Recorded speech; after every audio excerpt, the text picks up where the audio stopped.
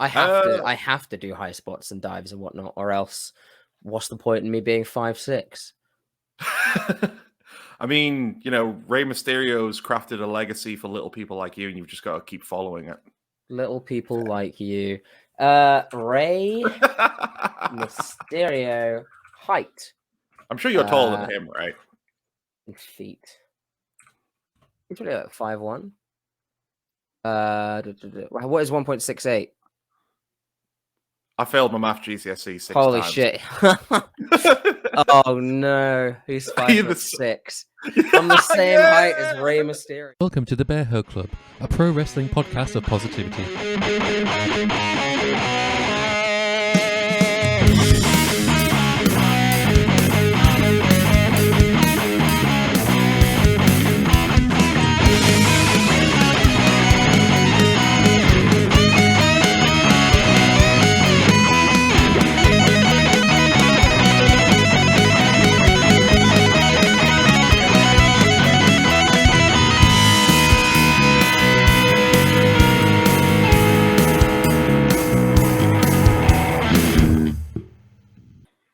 Hello, everybody. Welcome back to the Bearhug Club podcast, coming at you live once again through Wednesday Night Paw, unless you're listening to us on the download and edited version. Welcome as well.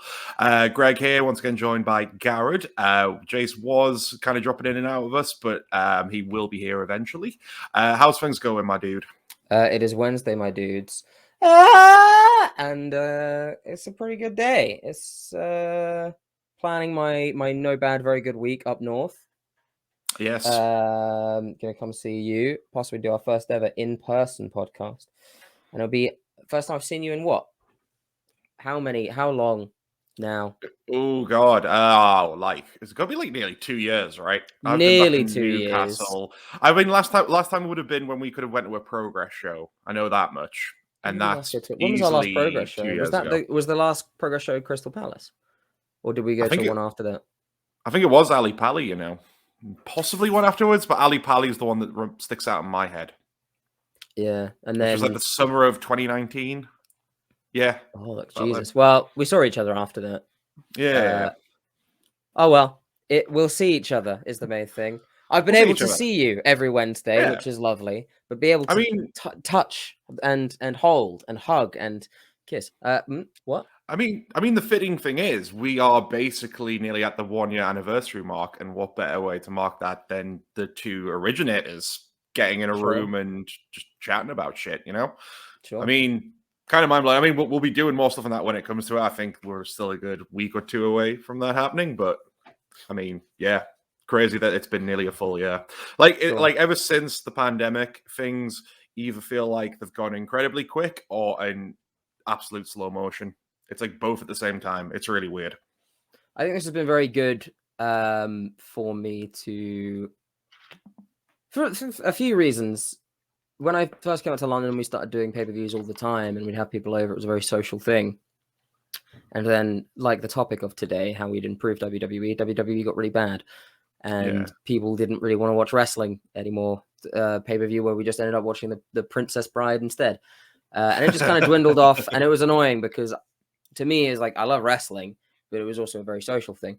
So this on Wednesday, it's allowed me to talk about a thing that I love, be social with my friends. It's also just a good bit of, you know, in this chaos that has been these 2 years, it's just a good bit of schedule. And it's like, cool, Wednesday, 6:30. I know what I'm doing.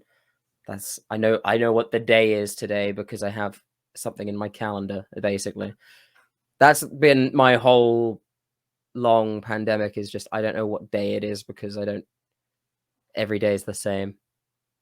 No, I 100% agree. I think us starting this was just a nice little thing to break down the monotony of just being stuck in the house, not being able to go out anywhere. And of course, just to be able to stay in touch. I mean, it's not like we ever fell out of touch because of the pandemic. Like, we would still message each other. But I think it's like one of those things where it allows us to still remain close because we always had something we were working on. And again, just to meet up every week and talk about the thing that essentially made us friends in the first place, you know, share that passion. So yeah, it's going to be amazing to obviously see you in person again and give you a big cuddle and maybe not let go. Recording will be incredibly awkward, but you know. You'll give me a hug. Give you a bear hug. I'm thinking more like a bear spoon. Like we'll just film the whole episode of me just behind you, just double spooning it. A bear spoon, a naked bear Yeah. spoon. A bear spoon. A bear hug is something that you remember the okay, maybe not the best comparison, but do you remember when it was Seth Rogen and James Franco ripping off the Kanye West video on the bike? Sure. That. All right. Well, it's the kind of thing that would be fine on the indies maybe 2 years ago if you were a Joey Ryan type. Looking back on that, Yeah. maybe some of those flags were glaringly red. True. So we'll do the bear hug just as a tag move on each other. Like it'll be like you suplex me onto someone else, right? Right? Right. And yeah. mid-air, I put on clothes so that whoever you throw me onto doesn't have to deal with that. I'm like yeeting you from a spoon position, but somehow mid-air you're like putting a shirt on, right? I don't do much high flying, but when I do, it's just like, oh, how do you do that? And it's like, wow, he put on underwear and trousers and a shirt. Yeah, it was a button up as well. Oh well, he missed one of the buttons. 3 stars. Be like me going for a suicide dive and then the crowd just chanting "Big Man Lucha" because that's the rule in indie wrestling. A big bloke does something anything vaguely acrobatic. It's Big Man Lucha. It's Big Man Lucha. Big Man Lucha. I have to do high spots and dives and whatnot, or else what's the point in me being 5'6"? I mean, Rey Mysterio's crafted a legacy for little people like you, and you've just got to keep following it. Little people like you. Rey Mysterio height. I'm sure you're taller than him, right? In feet. He's probably like 5'1". What is 1.68? I failed my math GCSE 6 Holy times. shit. Oh no, he's 5'6". From the same height as Rey Mysterio. There's no way he's 5'6". Well, there is no way he is 5'6". No, but you got to remember he was still around now, but he was around in the time when it really was the land of the giants. Like you got to remember, people like Mick Foley and William Regal are like 6'4", but back in the day when you watched them, you wouldn't have thought that because like everyone else towered above even them. So he really was the small man in the land of the giants. Man, what the fuck? I think that's ruined my day. I should probably be like, damn. I should probably take from that like, oh, I could be just like Rey Mysterio. But it's probably more like, oh man, I'm just like Rey Mysterio. Oh. Oh no. I mean, you're bigger than the minis. Remember the minis?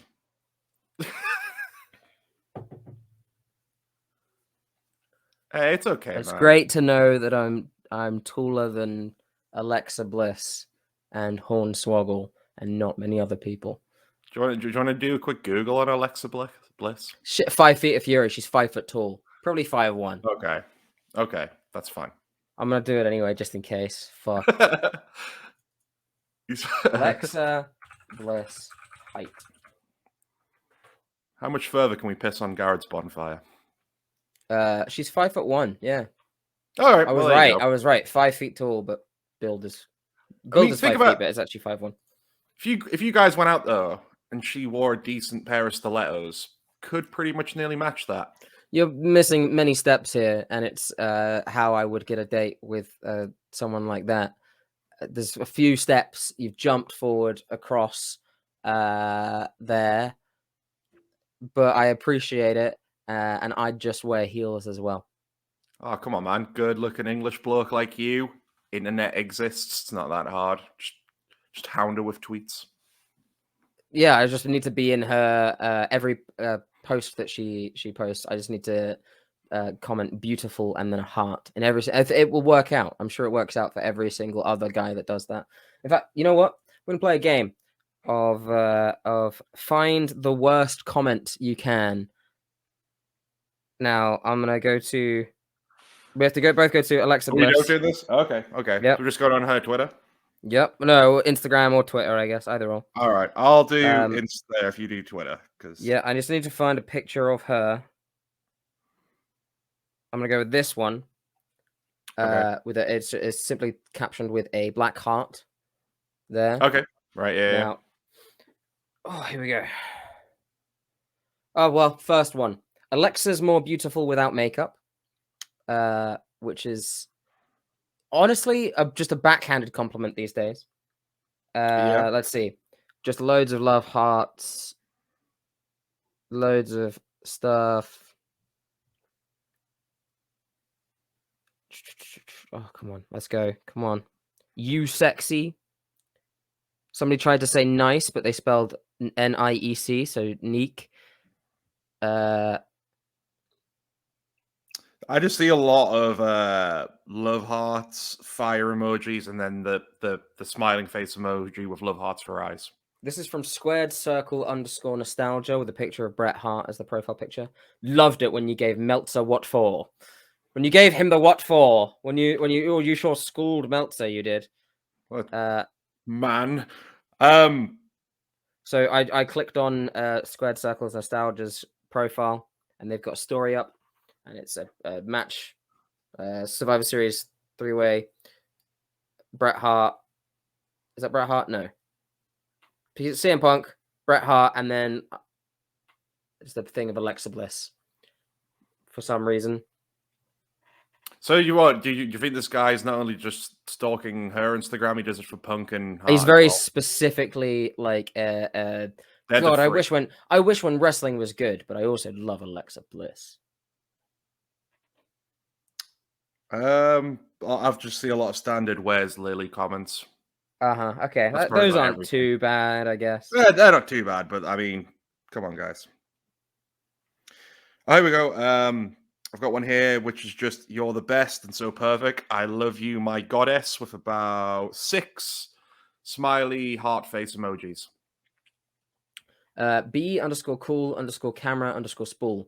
Do you like the Beatles? I'm in Liverpool on Monday if you want something getting. Can post it to you, no worries. PM me if you want something picking up. Was her post even remotely about the Beatles? It was a picture of her with the black love heart. Let's see what he's posted before. Not much. A picture of a mouse. Right. Picture of the sky with 2 likes. But he is in Liverpool on Monday, so if you want something getting, you know, I can post it to you. No worries, just PM. It's fine. Oh, dude, you're going to be like around the northwest part of I the will country at be. one point, I right? will message Alexa Bliss right now. Right. No, let her know you're going to be obviously in Newcastle. Ask her if she wants, you know, the Anything Newcastle getting. United strip picking up. There you go. Yeah, right. Oh, here's a good one. Here's a great one. Francis Colossi. Fake nose, fake boobs, fake wrestler. Which is just top tier comment from this guy. He's, well, you know, just great.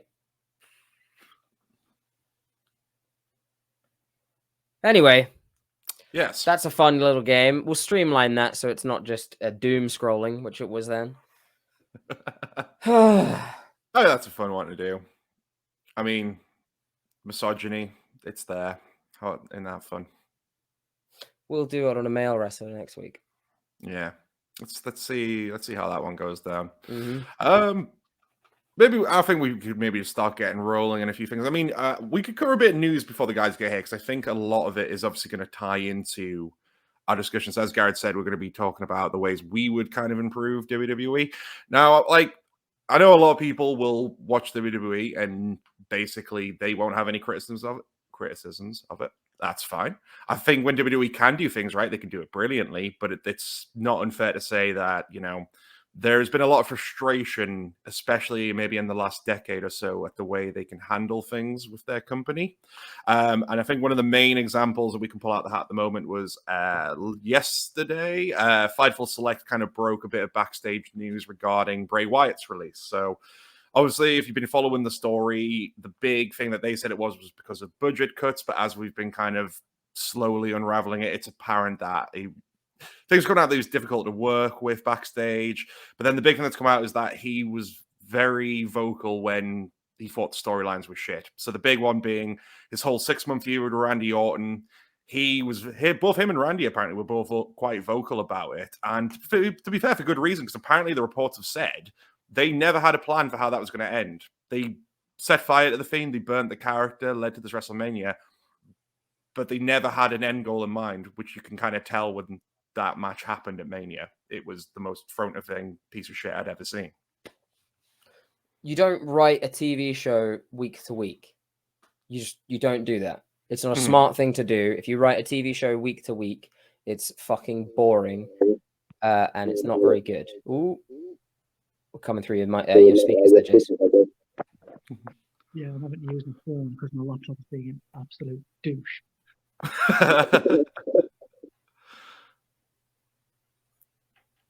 Do you have headphones? Not working. I'm having a nightmare. All right, so what, like we'll let you figure it out for a bit longer, and then just try and check back over so you get some headphones in because it's just gonna make a lot of noise. Okay, cool. What were we saying? Yeah, so you were saying you don't write a TV show week to week. Yeah. It's not a good idea. And if you do write a TV show week to week, you need to be fucking good writers. You need to be a Conan O'Brien working on SNL. You need to be Bob Odenkirk working on SNL. You need to be someone working on something like SNL, right? And even then, it's hit or miss. They miss a lot of the time. Just look at Elon Musk as Wario, for example. Not that Bob Odenkirk or Conan O'Brien are currently writing for SNL, but my point stands, right? Don't write a TV show week to week. Plan it out years in advance, right? There's the best show on TV right now is Succession. The main guy, Brian Cox, who plays Logan Roy, who is like a Rupert Murdoch allegory. He knows how the show's going to end because the showrunners have told him. They still have like maybe 3 more seasons left. They know how it's going to end because they planned it. And if I plan a wrestling story, if I go, hey, I want to burn down, it's a writer comes to me and is like, hey, right, with your character, we're going to burn down your compound. All right, Randy Orton's going to burn it down. I'd be like, awesome. Then what? And they say, oh, we haven't written it yet. Why are we burning it down? Cool. Yeah. Just let's just plan for things. Let's plan for the future. That would be wonderful. Instead of even the bad writers they get in, like the ones that don't know the names of the WWE champion at the time. True story. Yes. Maybe at least follow through with some stories that they do before you fire them, because it's such a cycle of who comes in and out that it doesn't really seem to matter what the writers do anyway, because it gets ripped up at 6 o'clock before they go live at 7. Yeah, I mean, that's probably the situation they're in. I don't doubt that there are writers who work for WWE who have no doubt, and Bray Wyatt you can put in this category as well. They're the talent and writers who have no doubt planned out a year-long storyline and have like most of the main points that they want to hit with it, naming all the little details. But they've got an idea of what they wanted to get from point A to point B and everything in between. And then a lot of it is down to Vince just ripping it up. I mean, and even if that's not the case, it's just the fact, like, how with a storyline, a character like Bray Wyatt, do you not have like a bunch of ideas? He's like the main character they had where there was creative license to kind of go batshit mental with it, He's an Undertaker type character. He's dark, mysterious. He does all this weird, spooky shit that obviously, isn't that shatters the sort of believability of wrestling. Fair enough, but like as fans, like we enjoy it because that's like what we want to see that character do, and yet they've just got no idea what they want to do with it. It's like, we'll set him on fire. We'll have him come back as a weird, crispy, charred mess. All right. And what are you going to do about that after that? Oh, we'll just turn him back to normal at the WrestleMania match. And then Alexa's going to come out in a big Jack-in-the-Box. Just some forethought, Yeah. Do you know what that fucking shit was? That was someone going, I've got an idea for a WrestleMania moment. Possibly it was Bray's. It may have been his Jack in the Box idea. However, just let it keep going. Like the claims of difficult to work with. It's like I'm at the point with WWE, and I can't fathom people on the wrestling, like online wrestling community, the IWC, if you will, that still white knight for them. It's completely just illogical, and I can't picture why you do that. It's like the amount of things that they leak, the amount of things that they underhandedly try and do, leaking stories about AEW, lying about stories about AEW. They tried to leak the Fast Nationals. They try and sucker up to some shitty journalists. There was a journalist who they sent him like a board of meat and cheese, and it's like, and then you see it next. He's just like, WWE destroy AEW in the Fast Nationals. It's like, firstly, they didn't. You probably, like, it was a reporter that didn't even fucking know anything about TV ratings. And he was just like, they destroy him because this number bigger than this number. No. It's bullshit. They reportedly were the ones that leaked a story about, was it Domino's or whoever was pissed off at AEW because of the pizza cut thing?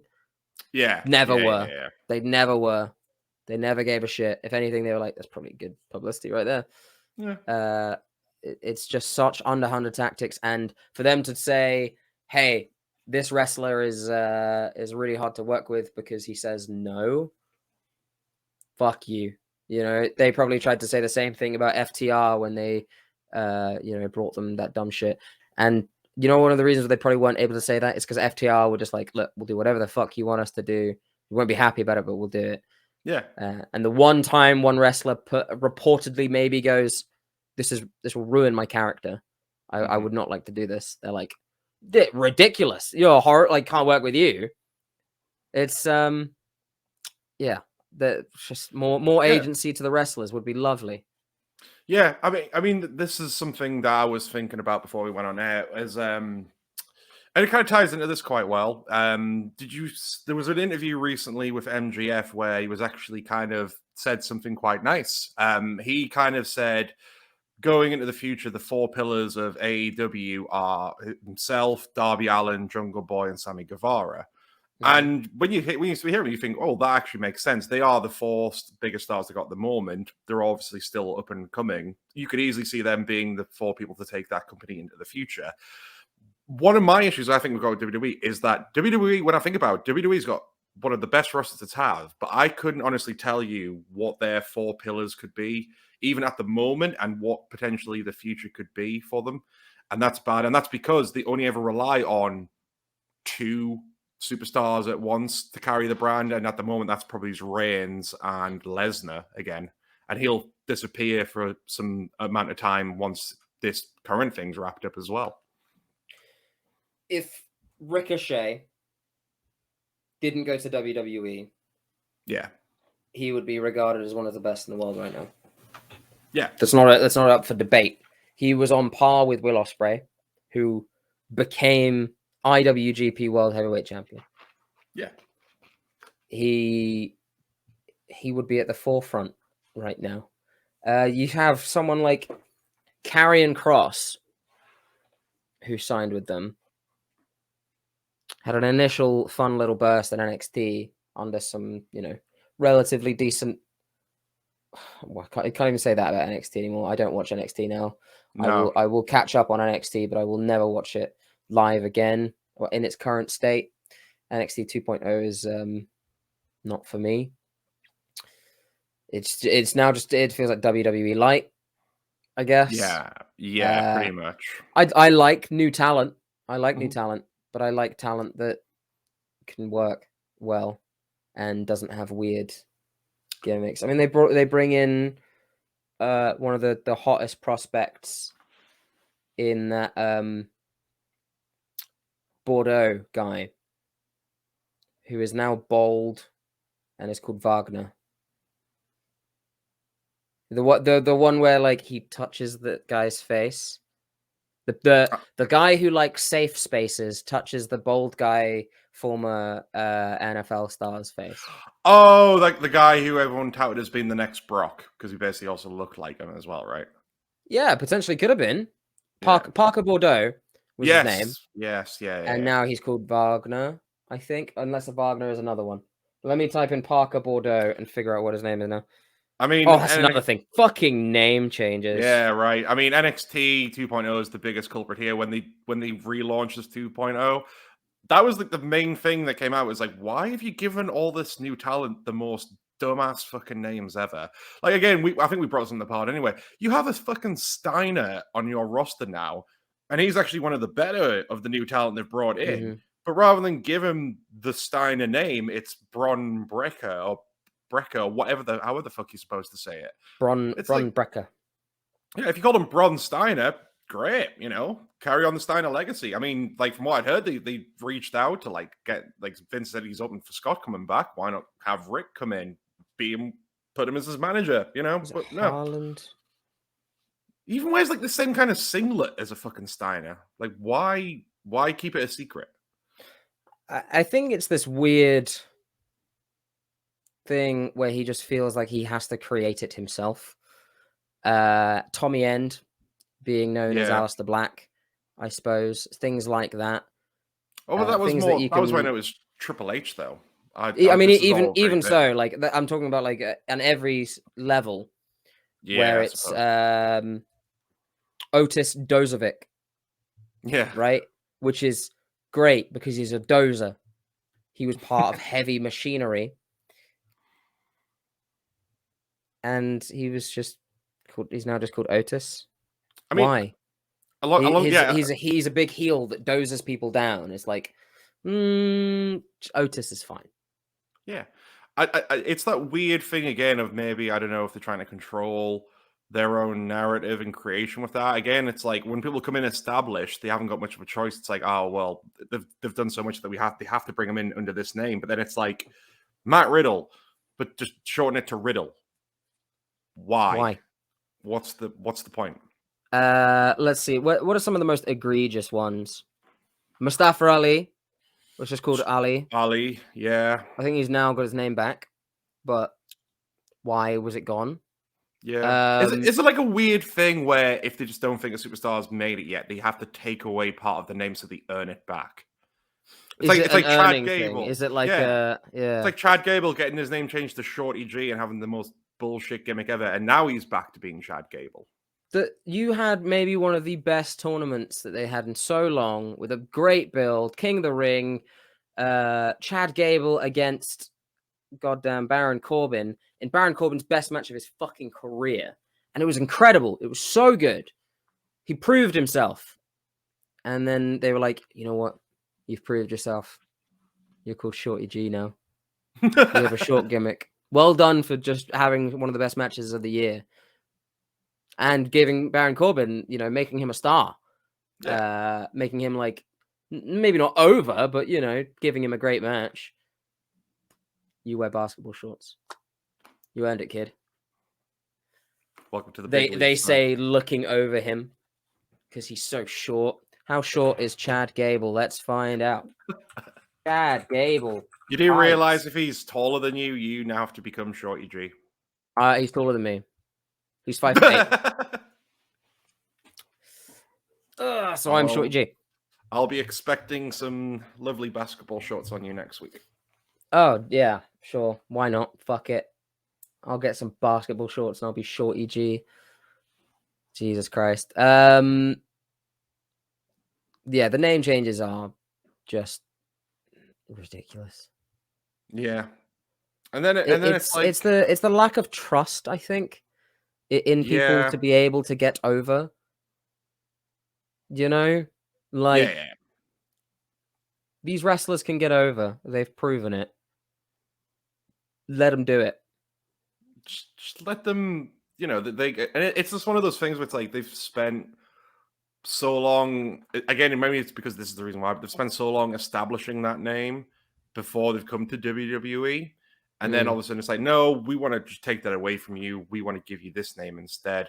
Some of them, I guess I've kind of warmed to, like the whole Bearcat Keith Lee thing, as we discussed. don't mind that so much now because there is like a little sort of Easter egg thing attached to that. That's fine. But then some of them, it just doesn't make sense. Just not at all. And then it's also the thing of like, again, going back to Baron Corbin, there's just such rapid change in name and gimmick as well. Because like at this point, he's obviously just been Baron Corbin. Wasn't he just Corbin at one point? Did they get rid of the Baron bit? He was Constable Corbin. So yeah, they. I don't really know if they call him. I don't think they ever call him Baron. They don't call him Baron anymore. I don't think. No, he's Happy Corbin right now, isn't he? Yeah, was Constable, was King. The thing is, I'm actually like a Baron Corbin fan. You know, I like the guy. I watch all of his videos on Instagram where he makes meat and he gives it to his dogs and stuff. I like Baron Corbin. I think he's got a really, really sick moveset. I think he's actually pretty solid in ring.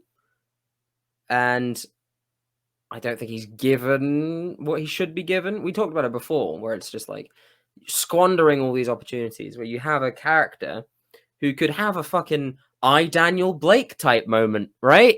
Where he's just like so down on his luck. You could tell a great story, but you just made him happy and gave him a shit sidekick. It's not good. You have these writers, supposedly. Allow them to write, please. That would be lovely. Wow. It would be lovely. Well, and then, we talk about writers and writing. Allow them to write a story, a through line, point A to point B and things in between. Yeah.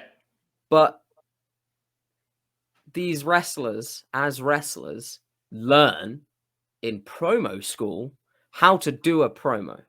Mm-hmm. So, for the love of Suffer and Succotash, just let them promo. Yeah. Just let them promo. The best moments we've had, like, AEW's been around for what, 2-3 years now? Yep, 2 years. Yeah. Right? It's been around for 2 years. The amount of footage that they have banked, not just great in ring, but fucking amazing promos, stuff backstage, stuff just on Twitter, stuff in ring. They have so much material banked that is like, Jesus Christ, this is some of the best forever. Like Cody Rhodes' speech after the Blood Brothers match. I don't need a tag team partner. I don't need a friend. I need my older brother. Fucking great. Amazing. Absolutely amazing. Even just like, you've seen Miro's recent stuff, where like God gave me a body of concrete and a neck of sand. Whoa! I mean, he's already proven like what a rare talent WWE had in their hands by just doing promos talking about God and basically banging his wife. And it was just amazing the different ways he just came up with that. I think one of my favorite lines was like something like, "There's nothing like having the wrestle God in your side and a double jointed wife." And that's just beautiful. He's fucking great. Yeah, he's great. Like, they've been so smart with giving people or like how to use legends. Yeah. So I was gonna say, like, giving Jake the Snake to Lance Archer is incredible. Yeah. Although, like, again, go back to promos. That promo he did when he returned against Cody and was like, "They say you should never turn your back on someone you respect," and then just chucks the microphone in the end, just turns around and walks out. It's just inspired some of it. Hell, even someone who was told that like your promos aren't very good, we don't like you on the mic. Someone like Brandy was told her promos weren't great, and for a while I wasn't really vibing with it either. Her stable went under, and then there was that promo that made like a promo between two of not even the main players of the match, right? Because it was Cody Rhodes and was it Red Velvet against Jade Cargill and Shaq. In a match with Shaq and Cody, who was, really the two main players of that. But it was like, I'll talk about the fucking layers of why that was great, that they were supposedly the main players, but really it was to make Jade Cargill and everyone else, right? during that, when Brandy came out and cut a promo on Jade, go back and listen to that. It's so good. It's like from the fucking hip as well. I wouldn't be surprised if they had no idea. It was that good and like out of nowhere that it's just right. I feel like every single person has had a decent amount of opportunity on the mic. There are a few people I think that maybe haven't hit the stride that could have, or that maybe they're not as good. One person I think was smart to give Taz is Brian Cage. I haven't really heard much great about his promo work yet. No, but he looks like that. I think. Right? I think if you want a good comparison from what we're talking about here, because I know for a fact, like, if there's people listening, there's going to be people like we're talking about who will defend WWE to the bitter end, and like, okay, that's fine, and they'll be completely against AEW. You go back and watch Dean Ambrose promos versus John Moxley promos, and you try and tell me the Dean Ambrose ones were better, because you can't. Hell, you know what? You can say Dean Ambrose promo is good if you go all the way back to like FCW. If you go all the way back to really early on, maybe like right at the beginning of the Shield, he can cut some pretty good stuff. Because he was there was a little bit more free reign, and then it became this process thing. I mean, they went public just after that, right? Or around that time. When they're a publicly traded company, it's like, we got to kind of process this shit. And it's shit is the pain. Yeah, just like the backstage promos he's cutting when he's just like, because he was just going through like New Japan talent while he was the IWGP US champion. He was just cutting through them, like constantly backstage, just talking about how he's gonna fuck up fucking Suzuki or Anita or whoever, and it's wonderful. It's just top notch. And then you've got these like actual emotional and real things as well. You've got Kingston talking about, depression, right? And then you got him talking about depression, and you've got other wrestlers talking about actual real world things that affect them. And then, right after that, Brian can still cut a promo on him without it being trite and on the nose and vile, right?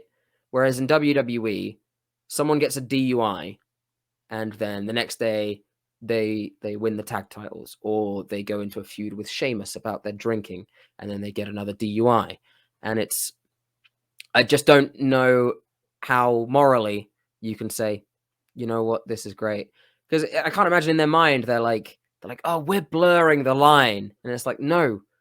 You've crossed the fucking line. Stop. Absolutely.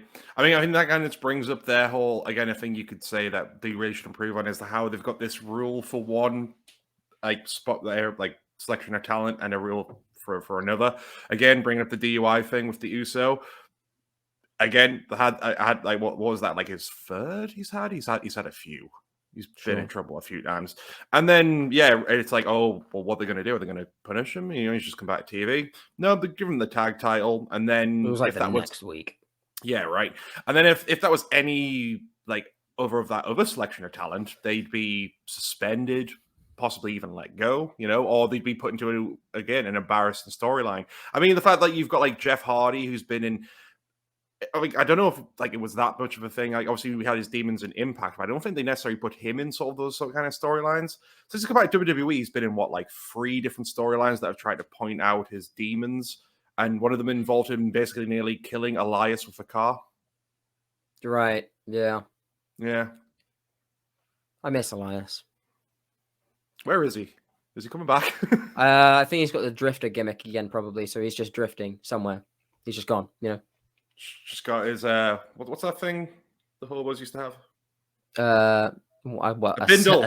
A bindle. He's got a bindle. And just the day I was hooked on Elias, there was an NXT takeover, I think, and I don't think he was the focus. But it was in the hard cam, and in the background with a guitar, just scrolling through one of the aisles, just walking through, was just a drifter Elias. He was just having a little walk on through very slowly. And I was like, is that Pretty sure that's Elias. It was just in the background of some tag match or something, and it was great. And I was like, cool, I'm a fan of his, and I bought his fucking shirt, and now he's not on TV. I think if I buy your shirt, things aren't going to go well for you. I have 2 Kevin Owens shirts. It's not going great for him right now. He's on TV, which is cool. Yeah, but I mean, it's probably not going great for him, and that could be a sign that he is possibly going to show up in AEW by the start of 2022. Who knows? Especially with that promo on Raw, more or less hinting at it, and then the Young Bucks being the usual little tricks as they are changing their Twitter bio. Sure. We'll see. But those are the kind of improvements I'd make so far. One of the biggest things I would make is just sort the fucking toxic work culture out. Yep. Because when wrestlers are coming back to wrestling after, how many years did Punk have off? 7 years? Yeah, 7 years. 7 years. And he came back to wrestling because, well, him and Daniel Bryan and people like that go to AEW because of how they treat people there, right? There's a few stories now about how people saw the Brody Lee tribute night and they thought that is really touching, and then they heard about how AEW knew about Brody and they kept it, between the family and did everything they could and all this, gave him time. And they didn't blurt it, right? They didn't tell anyone. And it's just like, that's a shame. That is a shame that that can happen.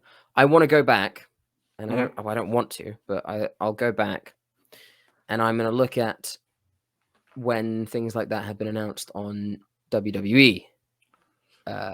For example, Roman Reigns' leukemia a few years ago, and I would hazard a guess that quite a few people leaked the story here and there, and I'm pretty sure I'd heard even of rumors of it before it happened.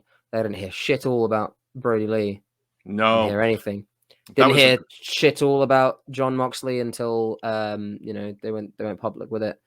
And that's another thing, is like trusting your boss enough to make a tweet saying, John has voluntarily gone into, seek help for alcoholism. And then, following the tweet with, we'll support them how best we can. And then, the final tweet being, if you struggle with this, here's a number. Can you even fucking imagine Vinnie Mac being like, oh, Jeff Hardy hit someone with his car again. Well, fuck him. If you need fucking insurance, go to this number. And then it's just like, that's what I assume the equivalent would be that he'd do. I mean, the John Moxley thing broke today, and you're right. Like, I mean, speaking, not to dwell on it, but speaking to someone personally who's got someone close to them who's dealing with alcohol issues, the way AEW handled it was just, again, masterfully done. Same with the Brody Lee thing. They seem to value their talent's privacy above anything else, and they care about their well-being. I mean, you look at stuff like the again, we bring this up, but the Speaking Out movement, when some of their talents were implicated in that, they went the right way around in it. It wasn't like, oh no, that we just suspended them, got rid of them. For some of them, they actually got them some help. They were like, we've told them you need to go speak to a specialist, and then we will review the case later. They do seem to treat their people, like their employees, like their people, and not just sheep to make them money, which is what a lot of like Vince probably sees in his talent. He doesn't see them as people. He just sees them as like, okay, how are you going to make my wallet fatter this week? Well, of course. I mean, if you cut 20 wrestlers every April because it's about to be the shareholder meeting, and we'll have what, Black Wednesday 4 now or whatever it is next year. I've lost count, man. Yeah, we had 3 of them this year, so just because you want to bolster the bottom line, where even if you didn't do that, you would still be making the most money you've ever made. You'd be making the most profit you'd ever made, even if you didn't cut these wrestlers. You do it just to like sprinkle the bottom line. Of course, they don't give a shit. It's also like contract wise is such a fucking slap in the face where it's just like, I've signed a 5-year contract. I've made plans. I've bought a down payment on my house for my kids, my wife. I've moved to fucking Orlando, Florida for you. And 1 year into my contract, not even that. Yeah. You tell me to fuck off. And I get how much severance? Oh, a month. Cool. Oh, you're still selling my merch at fucking at live events where I'm not there? Oh, you want to use my pool? You want to use my pool to film a backstage segment, do you, with Otis and Mandy? You fired me last week, by the way. Just to remind you, you fired me last week, but you'd like to use my pool. Cool. All right. Fuck off. Yeah, fuck off. I mean that kind of brings up a good point. The whole if we were to improve, obviously there's some to improve WWE. Stop classing them as independent contractors. Like, I want to know. I mean, I'm guessing. I think WWE is the only place that really does this, right? That has the whole, they're independent contractors, but Every it's obviously wrestler, that they're I think, not. Technically. I think every wrestler is technically under an independent contract. But then I think places like AEW don't try and pretend that it's like, oh, we've got you in a contract, we own you, because they do let them go work everywhere elsewhere. Because again, independent contractor, that means you should be allowed to go work for the indie promotion down the street or go to New Japan. I'm guessing. Obviously, it's not as simple as like, oh yeah, Tony, I'm booked on this show, I'm going. Like they'll obviously speak to him, but he's probably not going to like be like Vince, who's going to be like, no, refusal, you're going to get suspended. We're just going to, you can't do that. We're going to throw our lawyers at you. You know. Well, I mean, he's a tape trader. You know, he was on the forums back in fucking 03. Mm-hmm. He wants those matches. He's probably watching them in whatever wrestling event it is. It's why he fucking gave us Daniel Bryan against Minoru Suzuki for free on fucking YouTube. Fuck me, dude. I need to check what that's like views at wise. I'm sure it's over 1 mil at least. Daniel Bryan versus Suzuki. 1.2. There you go. I mean that's the thing. I think again, if we were to improve it, can we just get someone who's actually passionate about wrestling? Because we said this before. I don't see Vince passionate about wrestling. He's not in the wrestling business, as he puts it. He's in the entertainment business. He thinks he's a BT Barnum figure. He doesn't care what the entertainment is as long as he's putting it on display and getting money from it. Sure. Whereas Tony Khan is just that wrestling fanboy who was lucky enough to have the capital to form a massive company, and he's literally he's literally like 10-year-old Greg and Garrett sat with his box of wrestling figures on the floor and just go, well, you can actually do it with the real people. Yep. I mean, I don't see there is any way that WWE becomes that unless a former wrestler takes over, and it's not like too many people go like, oh, I can't wait for Triple H to take over and everything. He's corporate now. You know, I do think that it would be better under Triple H solely because he seems to kind of understand wrestling, modern wrestling these days. If you look what he's done for NXT, it's just fair enough. It sounds overplayed to say this. I don't know if much will change under him. And I don't even know if it would go to him because it's probably being sold. It's probably being sold at this time anyway. Also, should he sell? We have no idea what kind of deal it's going to be. He would probably stay as CEO, right? Or COO or whatever. He may still be the president of the company, but then sell it to Disney, who just own the dub. I think I think this whole still thing, like we've spoken before. I think they should sell it to somewhere like Disney, and a lot of people are like the big bad corporation coming in and taking over. It's like WWE is the big bad corporation. They're basically the Google of wrestling. They're publicly fucking traded. Yeah. They have had how many scandals? They treat their workers like fucking shit. I don't want it to go to Disney because I just think Disney owns too much. But but you know what I mean. But the thing is, I know what you mean. It's like it doesn't go anywhere. Like it's not going to be sold to some mom and pop thing, right? I think we said it at the time when we talked about this before. Like if it does sell to one of them, it can't really get any worse, can it? No, it can't. No. There's literally nowhere worse it can go. To me, the one thing I thought, right, and when I look at these, what they're doing with wrestlers right now, is when I was growing up, and when you were growing up, and the reason I came back is because I looked at it so fondly. I thought, yeah, some of that was dumb when I was a kid, but also, fucking Rock Austin, that shit is cool, right? Yeah. That stuff was classic, and I'm trying to think about classics now in this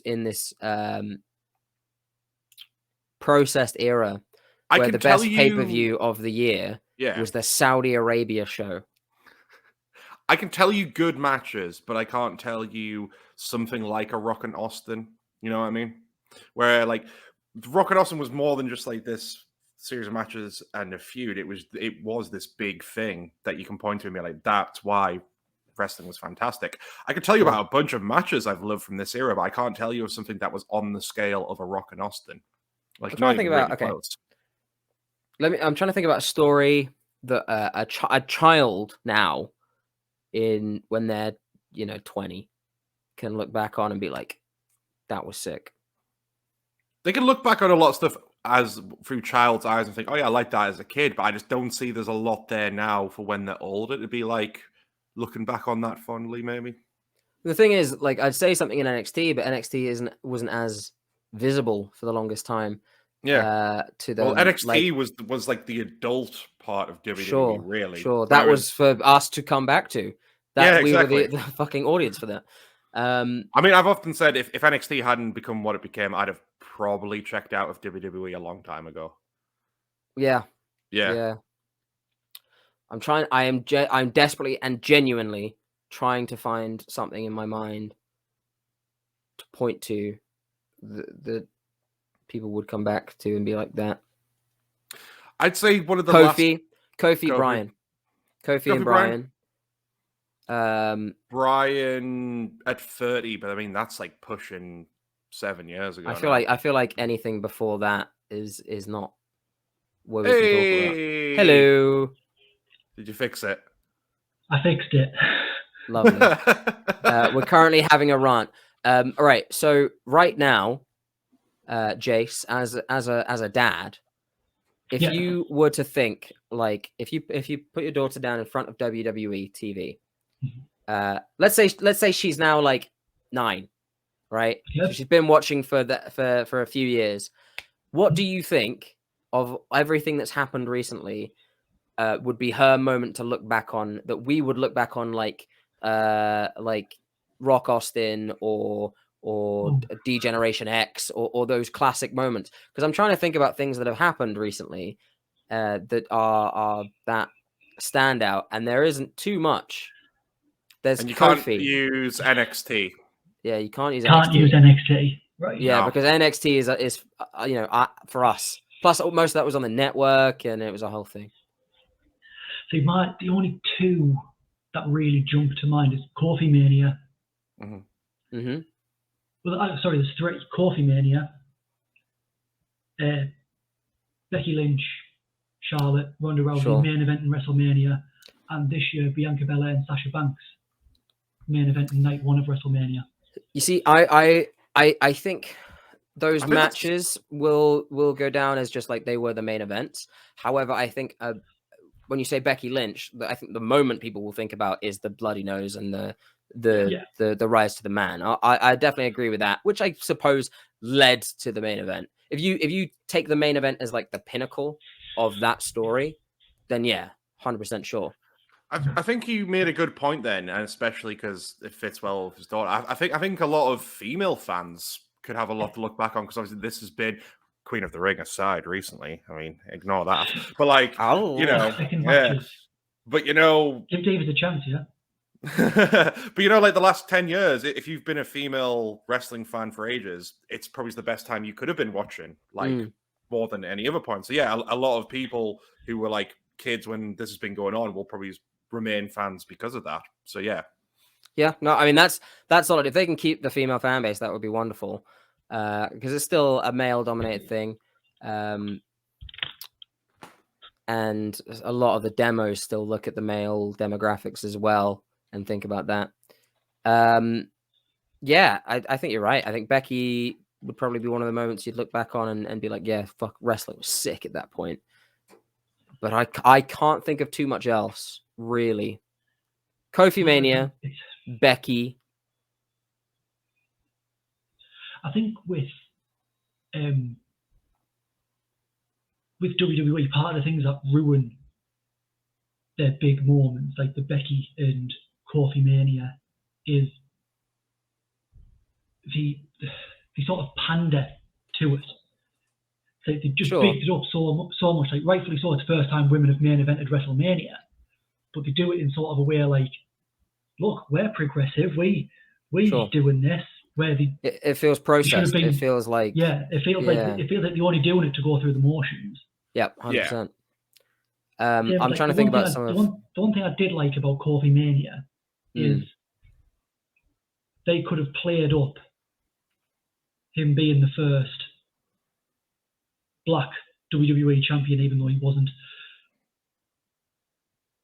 They could have played that up a bit, but he's the first African-born WWE champion. Sure. Whereas if that had happened 10 years ago, because they never really acknowledged much about the Rock being black. It's always that he's Samoan. There is probably something in that doesn't speak too well of WWE at the time. That's something you'd really have to dig deep into about its display of people's races and the way the context and the text there, where I don't know. It's not something you get into now, but like definitely I agree on that. That is probably one of the biggest problems with WWE is that everything has to be the first thing. It's the first ever women's Money in the Bank ladder match. It's the first ever women's Money in the Bank ladder. It's just a Money in the Bank ladder match. Just do it, whatever. To me, the best way to get when booking the women is forget the women. Yeah. So, we've got this story here. Who should we give it to? Should we give it to Roman? No, he's doing something. Oh, well, we'll give it to Becky. It doesn't matter. We'll give it to Becky. It's a great story. Or we'll give it to Carmella. We'll give it to Nikki Ash. We'll give it to Rhea Ripley, Toni Storm, whoever. Just stop thinking of them as women. That's one of the problems with any writer, really, is, I did theater, and I'm sure you know it from films, where it's just like, all right, we've got a female character. We either make her just a generic badass with a side cut, or she's been raped, or both. That's it. Mm-hmm. That's all that women characters get. And I think WWE often make feuds or characters that are just very. How many characters now? How many female characters right now do we have where their gimmick is they're pretty? Most of them. I mean, Carmella's got that mask on and whatever, and then characters that had these established things, right? Where you have Shayna Baszler, who has legit MMA experience and like a lot of submission finishes and all this kind of thing. You have her in and come and do a fake bite on an ear, and it's so weird. It's so just let them be themselves, much like you let the men sometimes. You know, that's where Becky shone, because she just did a bit and she was pissed off, and it's like, all right, Yeah. cool. That's what she's like when she's actually pissed off. Let's fucking run with that. And it worked, and it was great. And right now you've got some things kind of falling apart, like with Charlotte, who left, and back to our discussion about leaking stories and all that kind of shit. I would not be surprised if this story of Charlotte was leaked in a far worse way than it actually was. Because of the fact that she left to go and see her husband in AEW, and it's like they probably.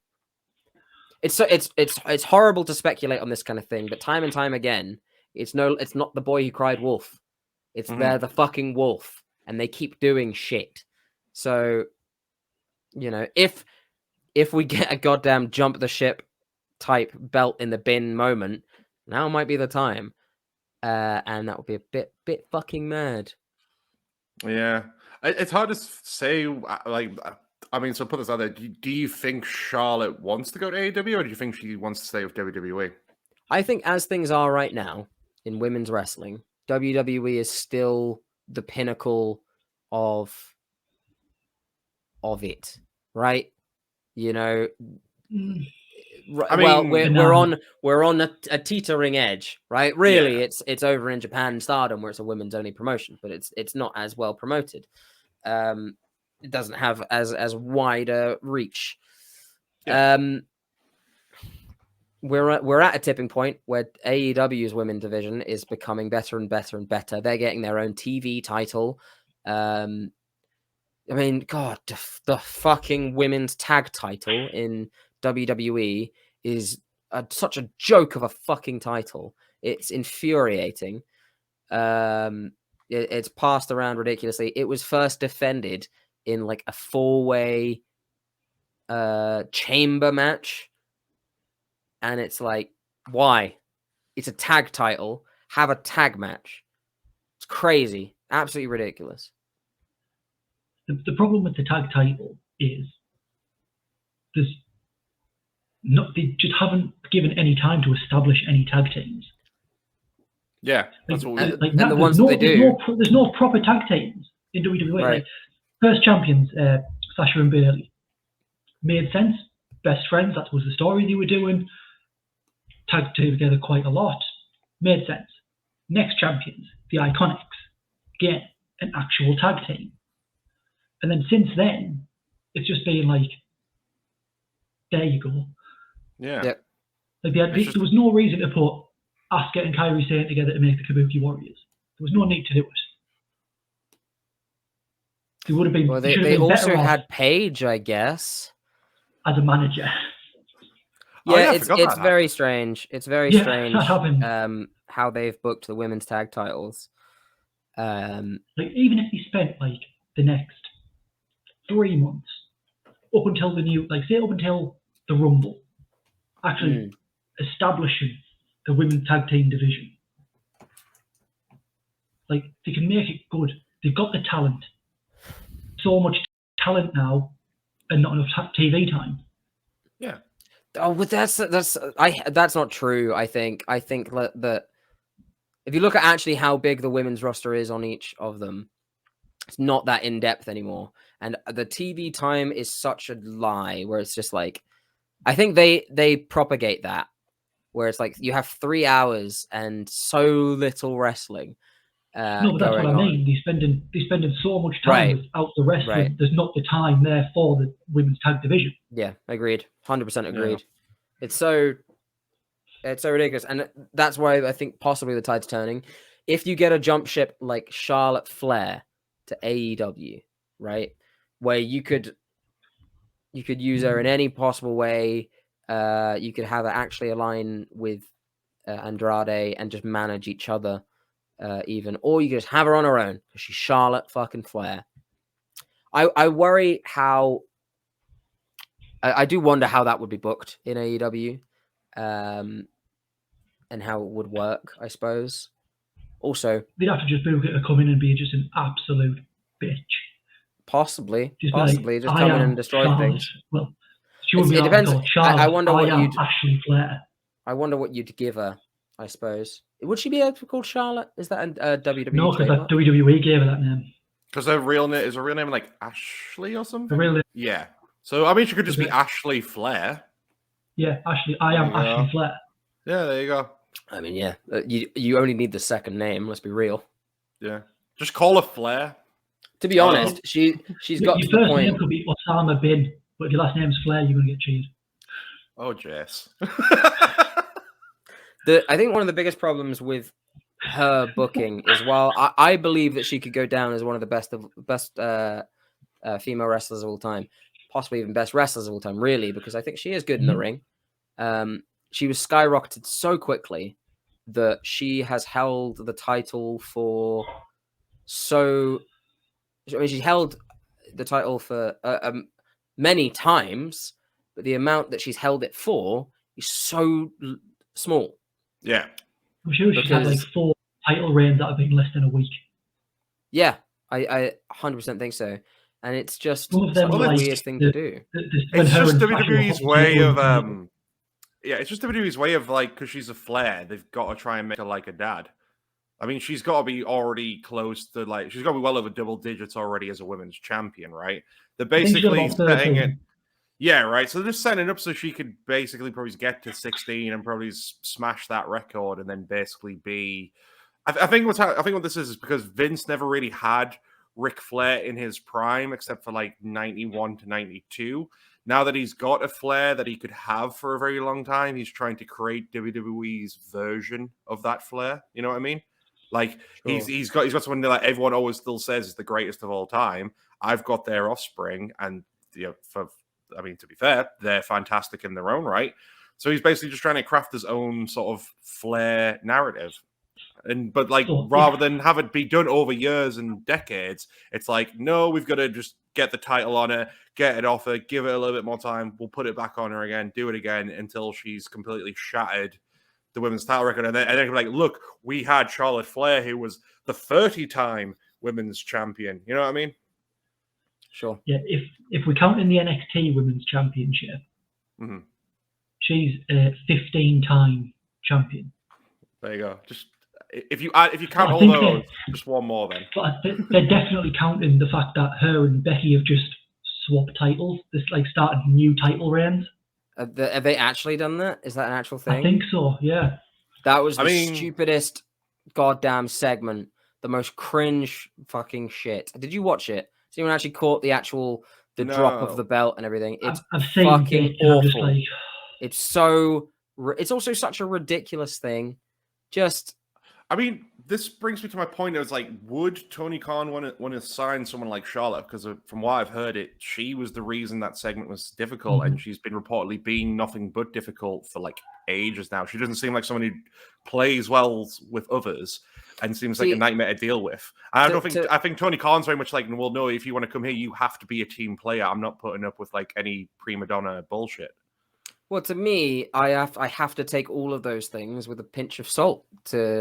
If we talk about everything that has been leaked from WWE and all of this bullshit that's come out, where it's like, if you're not a yes man, you're hard to work with.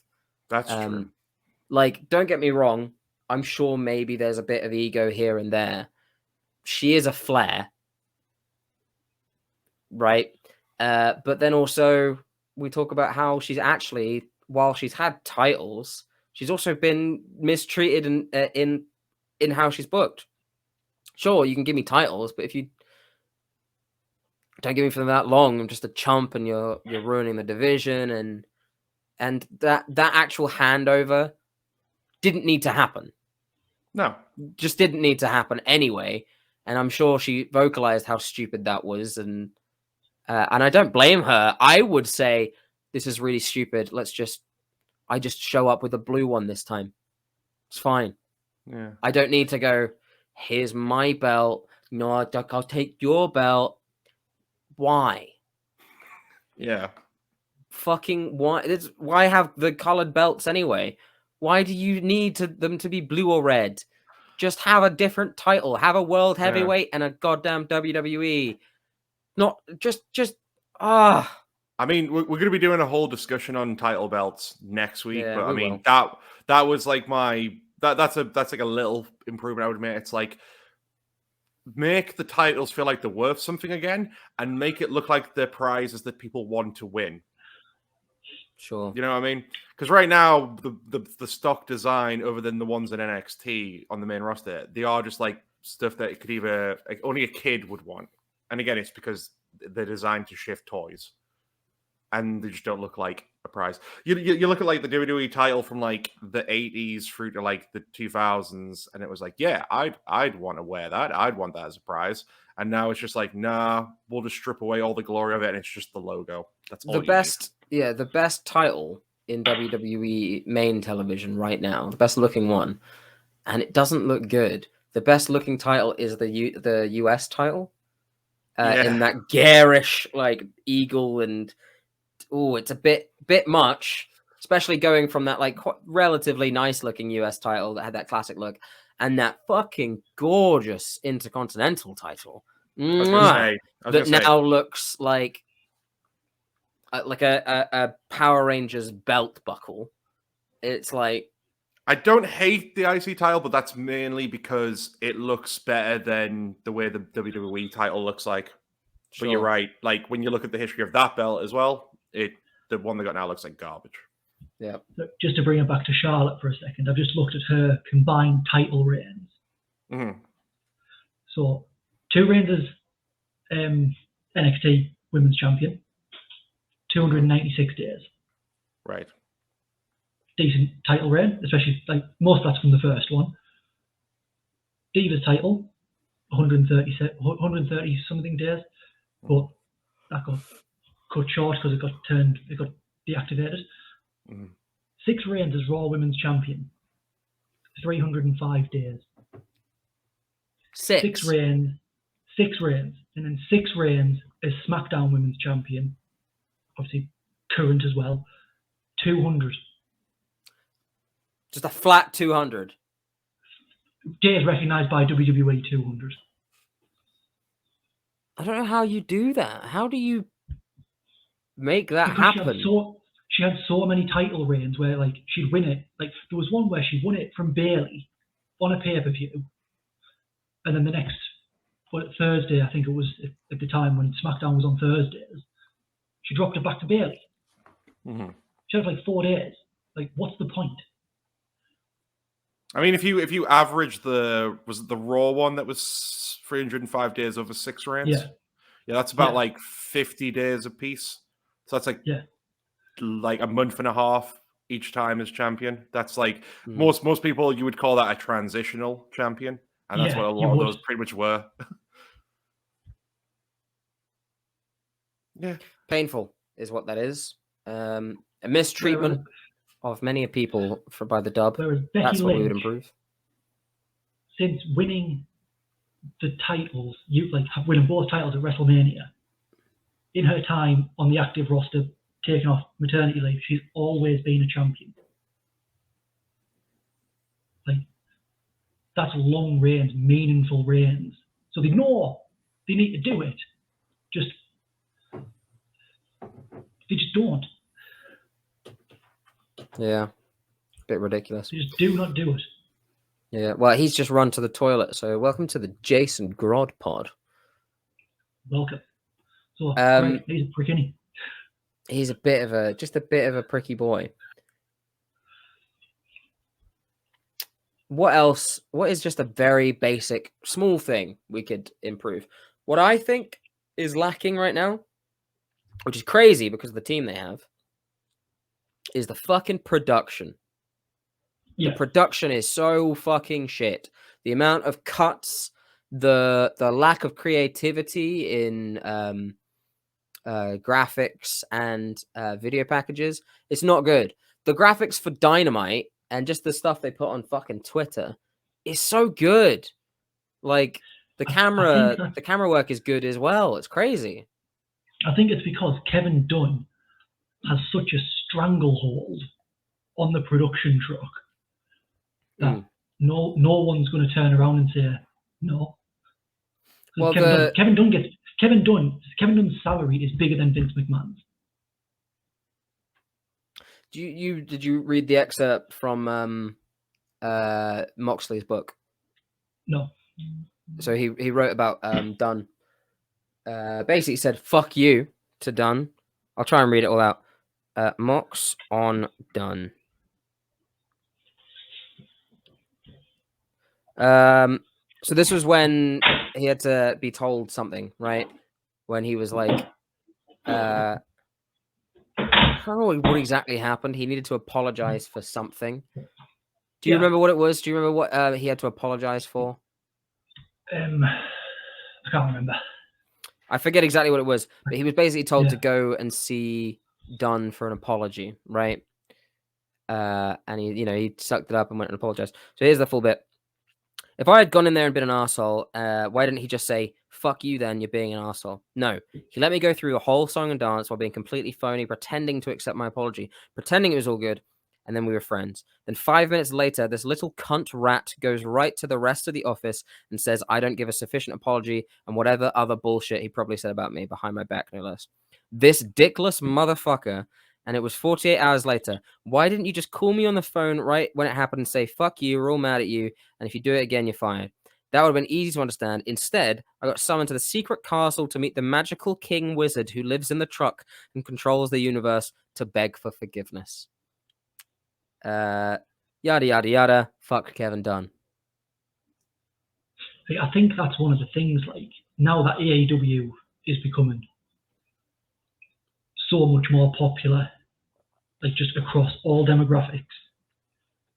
Like now, like everyone, whether it be wrestlers, writers, referees, whoever, the costume designers, now that they have an alternative, like I think a lot more people are going to be willing to stand up and say, fuck you, I'm off. I can go somewhere else now. It's actually viable. People are there. That's such a powerful thing to have in not even just that, but just like contract negotiations. Being able to actually do something like that you want to do, something creative, whatever. Just saying no to a match finish. Being able to go, hey, there's something over there. I can jump ship. I won't be going overboard anymore. There's another fucking ship. It's like the only thing that WWE have on them is the 90-day no compete. But like what they're going to do, like well, even that like they fuck 90 up. days. It's 3 months. You can just sit. Anything you got with injuries, you can recover. Anything like that, you can try and sort some more. Like sure, like the Iconics have done. I'm sure they've like started. Like Billy Kay's started acting. Well, they're both back now. They're both back. Yeah, but they're both back now. But in that time, like she got a talent agent. She's going to start acting. Like you've got that 3 months to try and sort stuff like that out. You don't have to be sat twiddling your thumbs. Well, it's like now Bray Wyatt's being touted by people in Hollywood as well, right? That's apparently what he might be doing next. I'd love to see him in some kind of monster movie. Why not? I mean, not horror. Even just that. I think he would just be a hell of a guy to get on as a writer or creative for a horror movie. Possibly. I want to see how it translates to that kind of skill. Bringing him to American Horror Story. Even as an actor or as a writer, like get his mind in there. To further on the John Moxley hating Kevin Dunn, I believe he mentioned on Wrestling Observer Radio that he is probably going to do his own audiobook. Yes, I think he is. He's going to do it. I mean, that's might be fucking great. Yeah. It will literally just be like a 6-hour long promo you can listen to. That's kind of like how the book reads anyway. Like from that little passage we got, it reads like as if he's just doing one of his promos. I can just imagine. I might order one right now. Yeah, I can just imagine. Right, he didn't actually write the thing. He hired someone to just sit in a room with him while he just ranted backwards and forwards as if he was doing a promo. Yeah, probably. Yeah, I could totally buy that. Do. I would love to be a fly on the wall just watching it happen. Oh, it's only in hardcover. Oh, what, the Moxley book? Yeah. Well, it's a new book. It's out on December 9th. Yeah, it won't be out on paperback till at least April. Yeah. It's usually a good few I months. don't know how books work. I never buy a book at launch. It's always in hardback first, and then you'll get the paperback eventually. I all I get is Guardians of the Galaxy comics. That's about it. So, Well, even the then, game no is very comics good, come out by in the way. hardback as well. So, yeah, I really want yeah, to get but it. I don't know why you'd want to get a comic in hardback because then you can't read it properly because Oh, it's all well, like here's the annoying thing with comics. Like, while we're on this little tangent, like I've got a pretty good collection. It's the most annoying thing displaying them because they come in such different sizes, and I will get Yes. stuff when it first gets released. So there's like a series of stuff where it's just, oh yeah, paperback, hardback, and then it just goes in such random different sizes. Like it's a bit of a nightmare to display them. I do pretty much only buy if I keep them, I will buy the ones that are exactly like this size. Yeah. Right. I hope these are the same size. Jesus Christ, I haven't put them together. I can't remember, like what exactly the sizing is on that, but it's like the classic volume, whatever size. Are they slightly different? No. Okay, they're the same. It's fine. They stack up. We're good.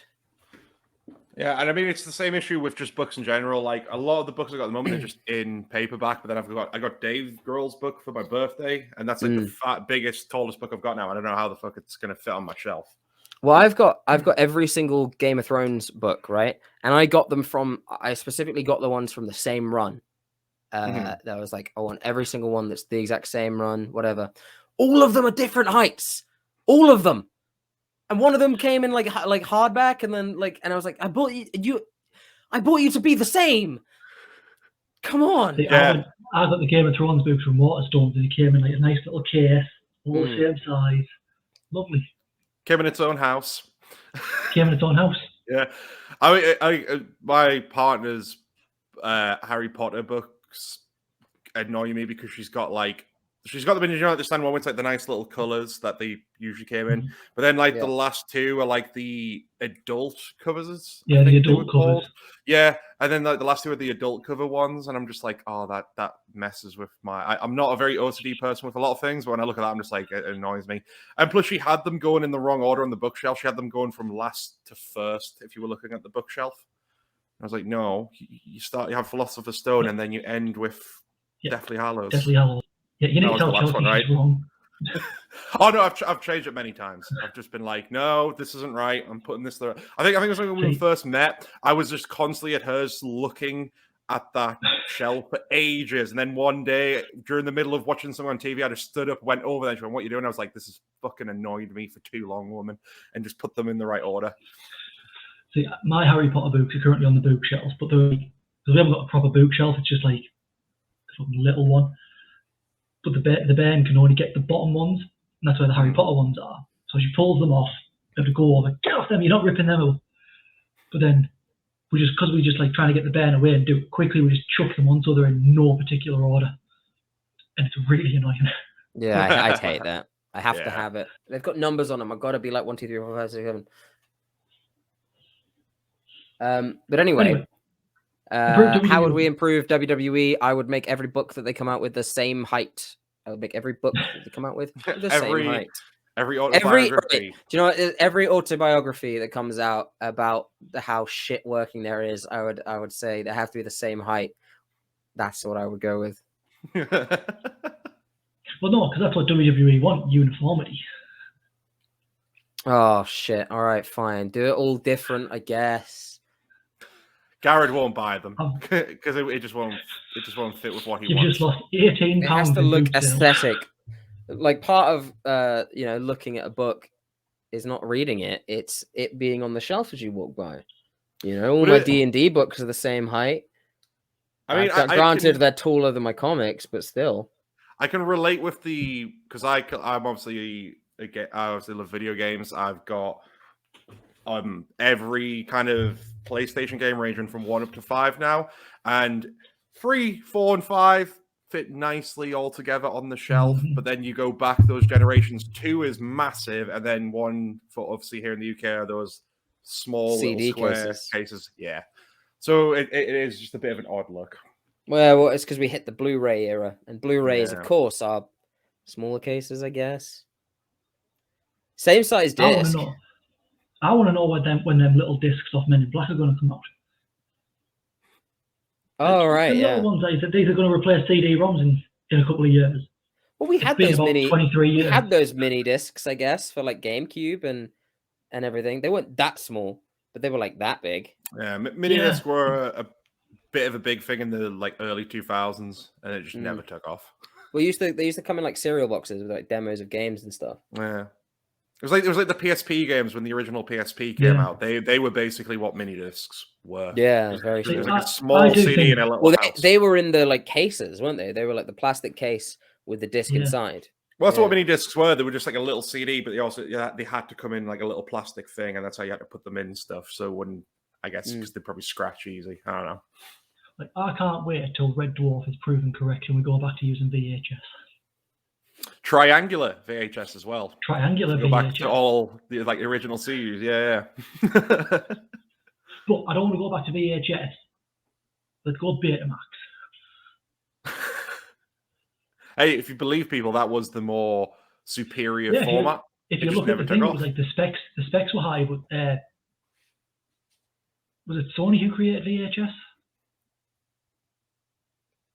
I think it was Sony created VHS. They had just had a better marketing campaign. It was the same story with Blu-rays, because remember when there was it was their competitor, I think it was Microsoft, where it was the ones that came in a red case. Yeah.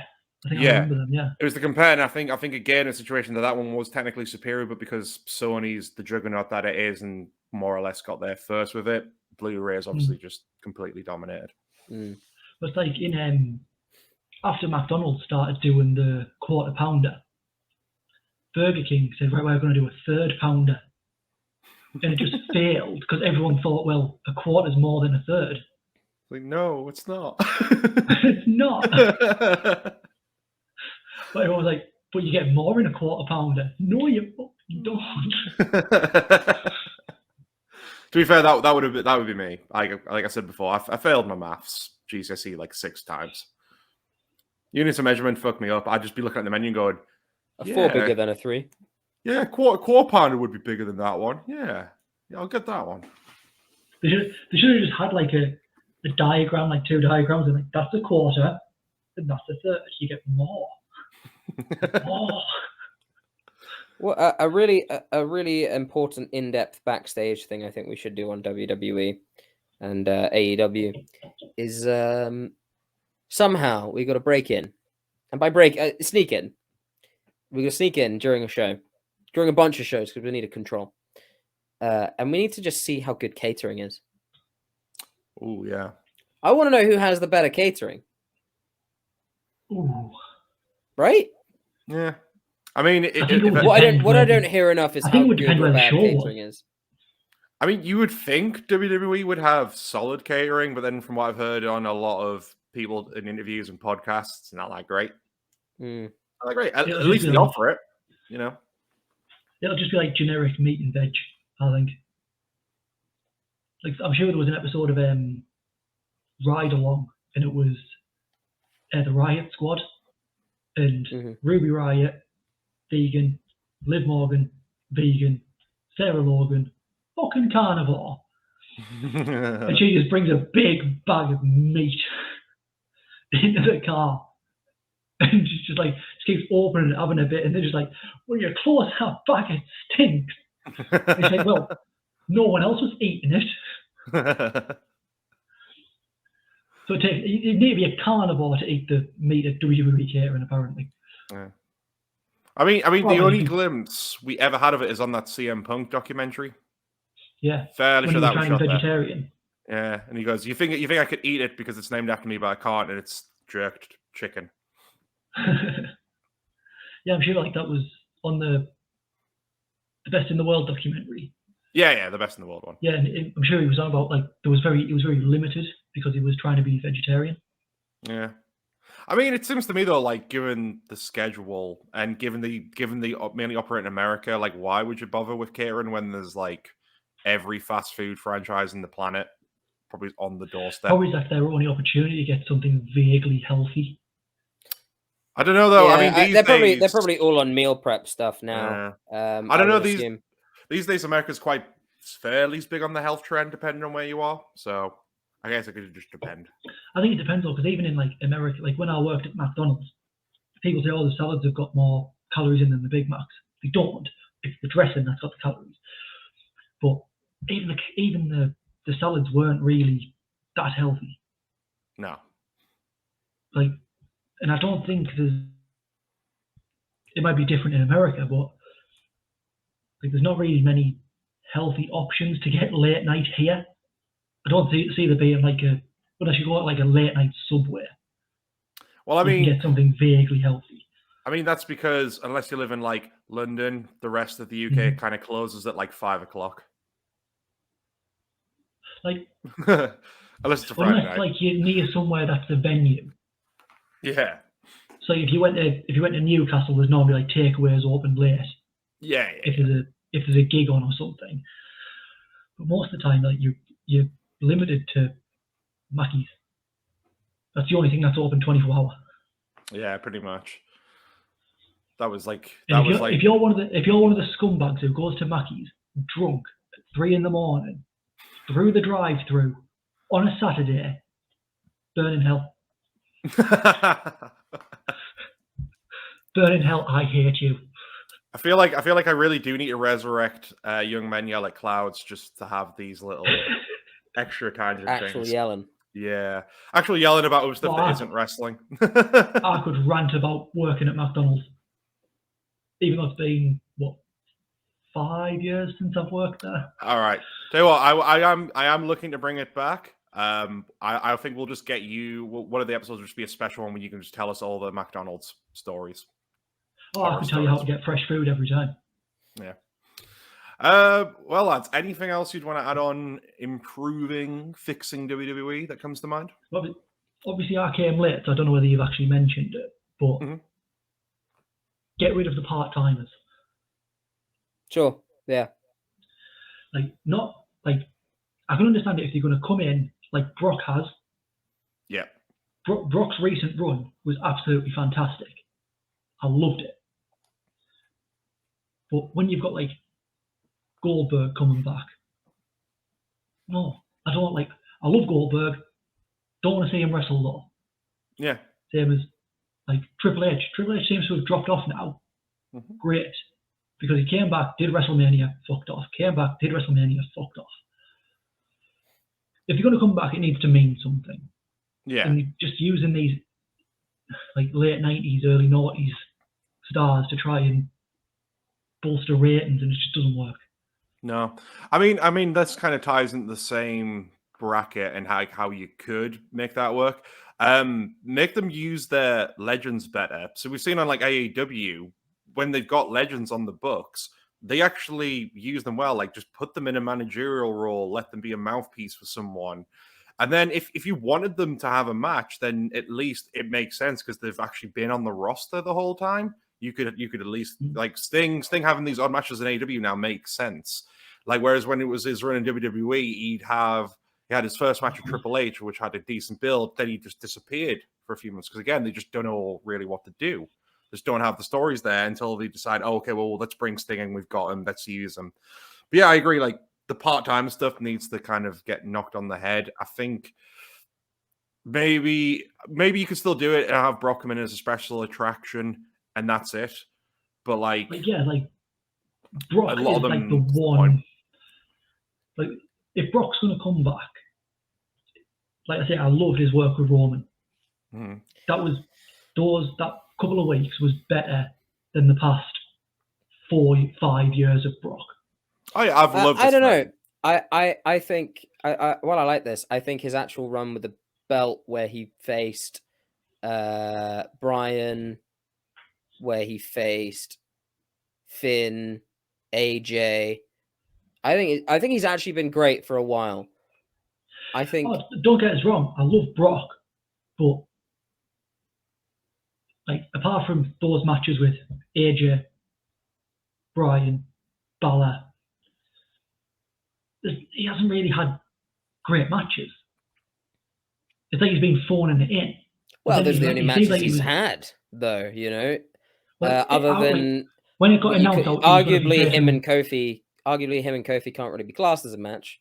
It was a sneeze and you'll miss it. But I think to be honest, he's been used fine in what he's been used for. The stuff he did with Roman was cool. However, he's now got $1 million fine and is off TV indefinitely, which is just like, all right, whatever. Yeah. So basically, I think what's going to happen there is he's going to bugger off and then probably going to come back and beat either Drew or Big E for the title. They probably have a Saudi show early next year. I mean, you're kind of missing the fact that we're nearly back on the road to WrestleMania again. It'll be Rumble Mania, and probably another Saudi show because they usually have. I don't know because I believe that this year's next year's Mania is going to be Rock. It's going to be Rock against Roman. That's the only progression I see this going. They haven't built anyone up. But as we're aware, they don't ever have an end goal in mind. I think they've just not thought about how they're going to end this Roman Reigns thing because they finally... What's up with this one in particular is because they've finally got Reigns over with the fans. So fair enough, push it for as long as you can because it is good. It's great stuff. But I don't think they've got an end goal in mind for who's actually going to beat him. They'll pull it out their arse before they've actually got anything figured. Maybe The Rock, but I seriously still think it's going to still be a big what if. Well, the thing is, I don't think The Rock is beating him. I do think they're having a match.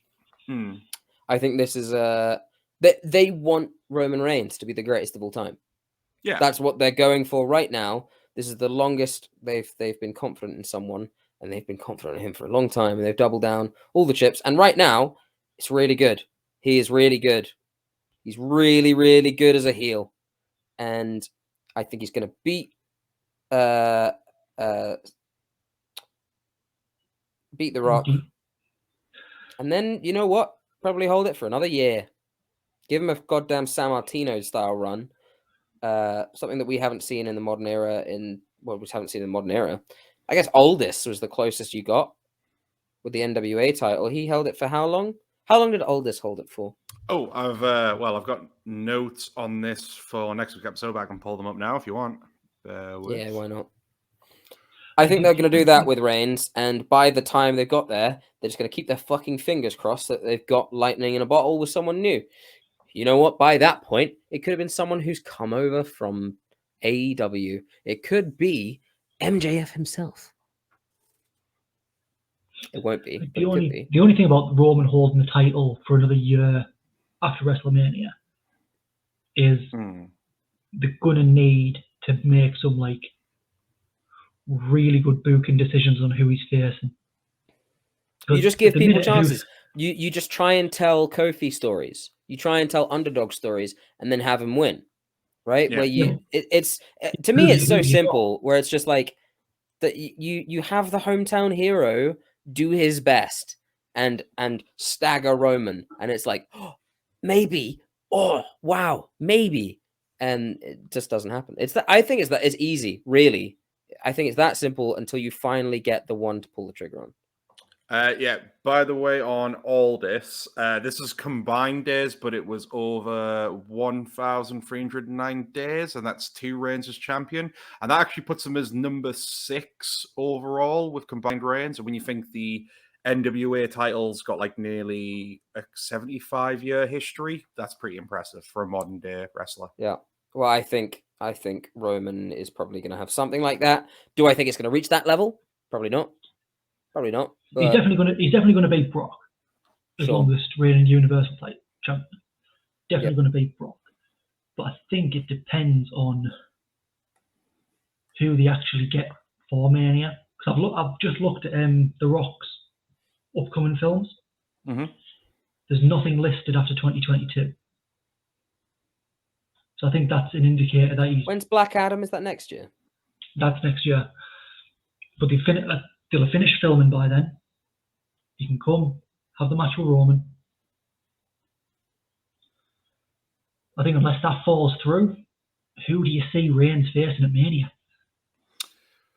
I will take Brock out the equation just in case as well, because we've already seen that. The only person on SmackDown I can see is Drew. Drew's I on could Raw. see. But they could do some. Yeah, I know swapping. they don't give a shit. But Yeah, I don't actually think Drew is a smart play. Drew's kind of dipped quite a bit. I think they've kind of lost a bit of stock in him at the moment, so I wouldn't see that. I would put him. I'd put him on an IC or a US. Drew for sure. Well, it's like I was saying before you got here, Jace. I don't know if you saw this. MGF had an interview recently where he was actually like said something pleasant. He says himself, Darby Allin, Sammy Guevara, and Jungle Boy are the 4 pillars of AEW, and basically going to see the company into the future. And you hear that, listen, I can buy that.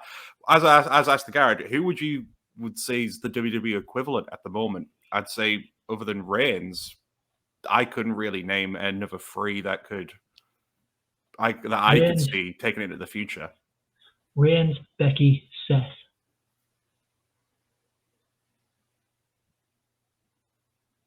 Ciampa.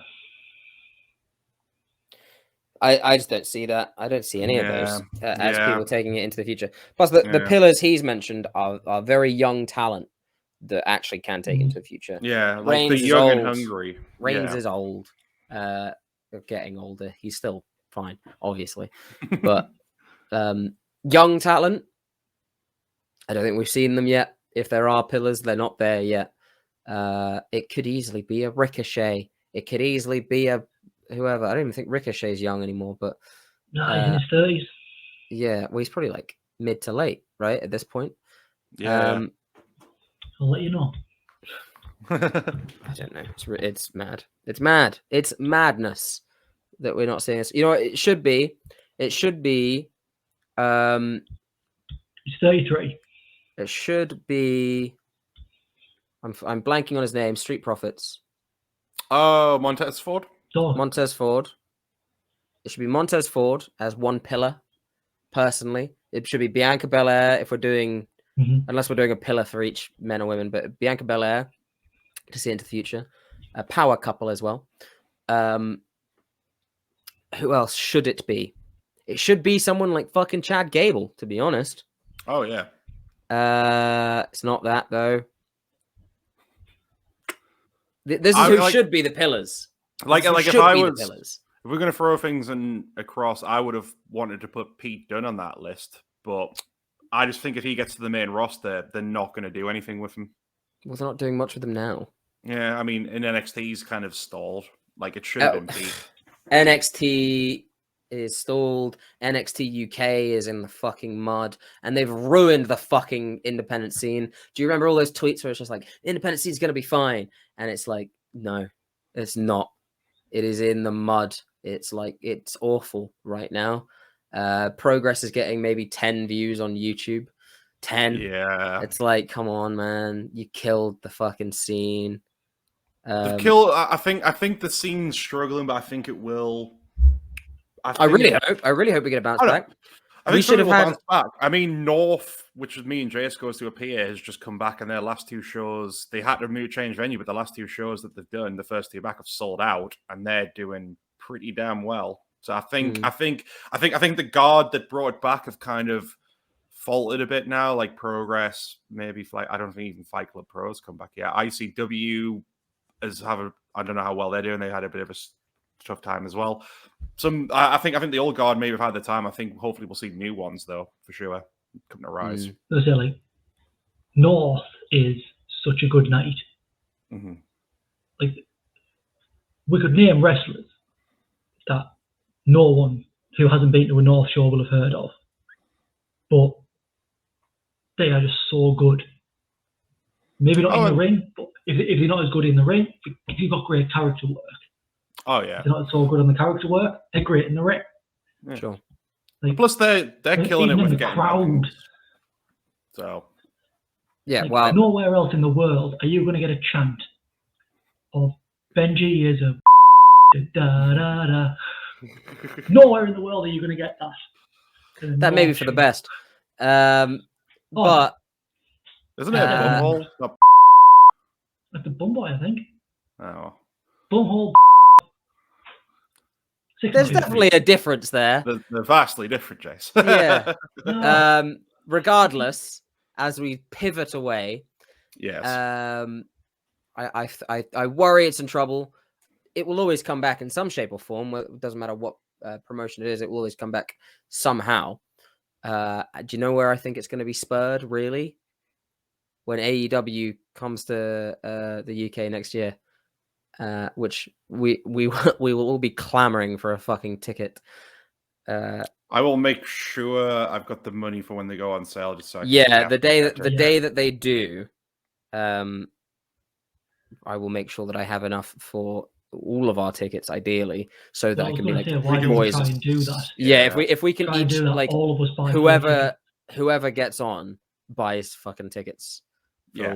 Even if we get multiple, we can sell them back. Yeah, that's fine. Because that's important. I would like to be there for that.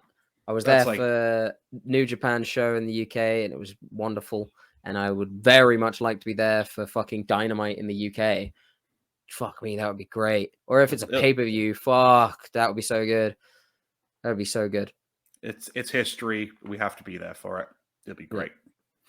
Well, that is how I would improve WWE, and I would just basically, bottom line, make them a bit nicer. Nicer would be nice. Just start being nice to people. That would be really cool. Just be nice. Stop leaking stories. Stop abusing workers. Just be nice. Given that to cap that off as well, given that the air progress on the network, they don't really follow their motto of "Don't be a dick." So WWE, just don't be a dick. Don't be a dick. Simple. Well, I think that's going to wrap things up there. Well, if you want to come check us out on the socials, you can find us over at the Bearhug Club Podcast, Facebook and YouTube, Bearhug Club Pod on Instagram, and Bearhug Club on Twitter. And if you want to find us on the website, it's bearhugpod.wixsite.com/bearhugclouds. Please like, share, subscribe, do all that cool stuff just to help us get to where we want to be. Next week, we're planning on doing an episode discussing title belts and wrestling, just a little bit of a look at certain titles, the history, just general discussion that we've had today. But until then, we'll catch you then. See you later, guys. Bye-bye. Have a good one. Bye-bye.